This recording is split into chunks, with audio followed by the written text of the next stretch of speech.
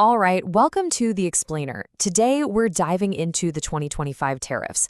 This is a huge economic move, and it creates these ripples that touch everything: your wallet, the job market, even global power dynamics. So let's start by following that very first ripple. Okay, so at its core, a tariff is just a tax on stuff coming into the country. Sounds simple, right? Well, that's where the simplicity ends. Because the real question, the one that matters, is who really pays for it? And spoiler alert, it's not just one company or one country. It's more like a chain reaction, and it all kicks off with one very specific number. So let's get right to the most direct impact, shall we? According to analysis from Yale's Budget Lab, these tariffs are projected to cost the average U.S. household about $2,400 extra per year. That is the first ripple, and it's landing smack dab in your bank account. But you might be wondering, where does that $2,400 actually come from? I mean, it's not like you're going to see a line item on your tax return for it. No, it's much subtler than that. It's kind of hidden in plain sight, woven right into the price tags you see every day at the store. And listen, we are not talking about small change here. The price of your next pair of shoes? It could jump by almost 40%. But what's really fascinating is something like meat. It's up 18%. And that's not because of the cow, no. It's because the tariffs make imported farm equipment and even animal feed more expensive. See how deep these ripples can go? So you might be thinking, okay, I'll just buy made in the USA and I'll be fine, right? Well, it's not quite that simple. Even our factories here at home depend on a global supply chain. They need parts, they need packaging, they need raw materials from all over. And when those imported things get taxed, guess what? The price of that final American-made product, it still goes up. All right, so all these rising costs, they create the second ripple. And this one washes right over American businesses. But here's the thing, it's not some uniform wave that hits everyone the same. No, this policy creates a really clear divide, a story of winners and a story of losers. And you can see that divide in stark contrast right here. On one side, you've got protected industries like steel. And yeah, they get a small boost in output. But on the other side, it's the small businesses that really feel the squeeze. Think about it. They're paying more for their materials at the exact same time customer demand is shrinking.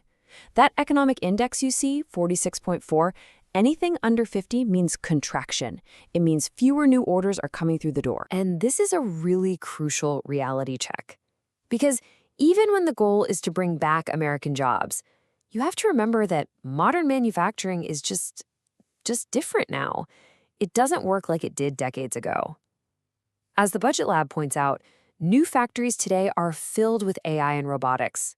That lets them pump out more products, for sure, but they can do it without going on a huge hiring spree. So what happens when you zoom out? When you look past those few protected factories and see the entire economy? Well, the picture completely flips.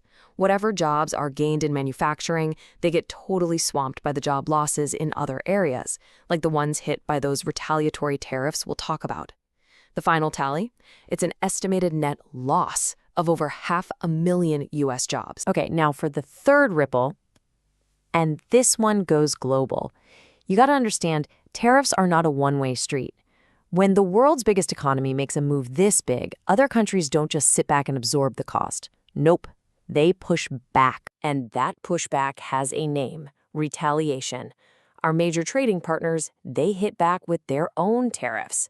And these aren't just random. Oh no, they are surgically targeted at some of the most vulnerable U.S. industries. We're talking agriculture, energy, and other huge exports. The goal is pretty clear: apply maximum economic pain. And the result of all this global pushback? It's a direct hit to American exporters. I mean, just look at these numbers. Trade with China has practically collapsed. Our overall exports are down more than 18%. And the agricultural sector, a cornerstone of the American economy, is suddenly losing access to the very foreign markets it needs to survive. So this brings us to what might be the biggest ripple of all: the effect on the national balance sheet. When you weigh everything we've talked about, you start to see this massive trade-off playing out.